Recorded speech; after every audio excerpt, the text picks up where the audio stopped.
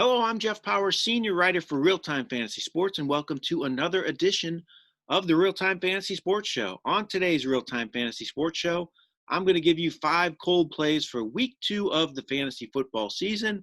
These are 5 players you may want to avoid using this week in your lineup. So let's get to it right away. My first cold play is Eagles quarterback Carson Wentz. It is really hard to trust this Eagles offense right now, mainly because of all their injuries along the offensive line. Wentz was running for his life last week.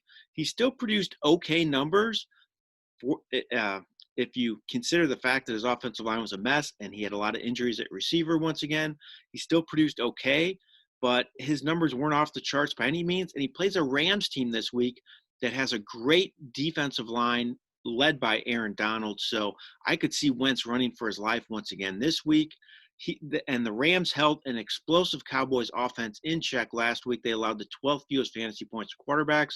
I would just avoid Wentz altogether in this matchup. He is not worth using in week 2. All right, another cold play for me this week is Broncos running back Melvin Gordon. So some might be high on Gordon this week because Philip Lindsay is hurt, so Gordon might get more work, but I'm not sure it's going to mean he produces big numbers in his matchup against Pittsburgh. Pittsburgh has a dominating defense. They showed that last week against Saquon Barkley, held him to just 6 yards on 15 carries. I know the Giants' offensive line's a mess, but still, that's an impressive showing against one of the best backs in the league. I think Gordon could struggle to get going in this one. He looked okay last week, 15 carries for 78 yards and a touchdown, but he was not off the charts great by any means. He had 86 total yards in the game on 18 touches. So I think Gordon could struggle to get going in this one. The Steelers' defense is very good. All right, another cold play for me this week is Texans receiver Brandon Cooks. Cooks had 2 catches for 20 yards on 5 targets in his Texans debut last week. He looked just okay in the game, didn't get a ton of work. Will Fuller was the Texans receiver that got a workout. He got a ton of targets from Deshaun Watson. He could be playing that DeAndre Hopkins type role for Watson in this offense. So I'm not sure Cooks is going to be an every week starter by any means. He sure has potential for the big game any given week because of his past history and his production on the field. But I think he's more of a spot play at this point, and I'm not using him this week against Baltimore. They allowed 168 passing yards last week, 3rd fewest fantasy points to receivers, one of the best defenses in football. I would avoid Cooks in this matchup.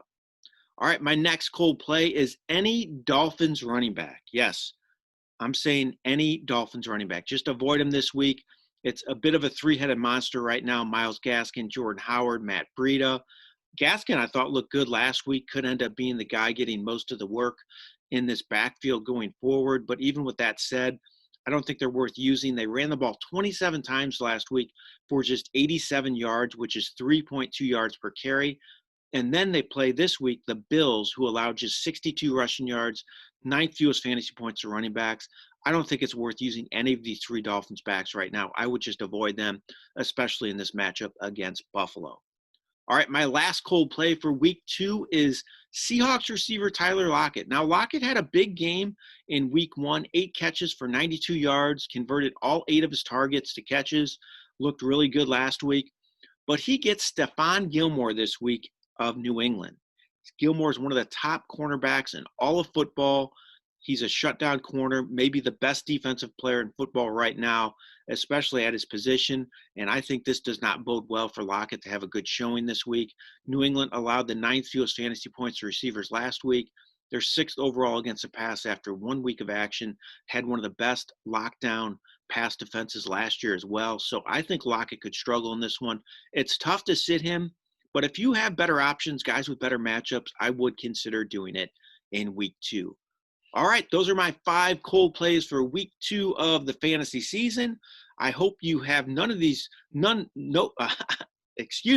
hope you don't have any cold players on your team this week, but if you do, put them on your bench. All right, this has been Jeff Paur for RealTime Fantasy Sports.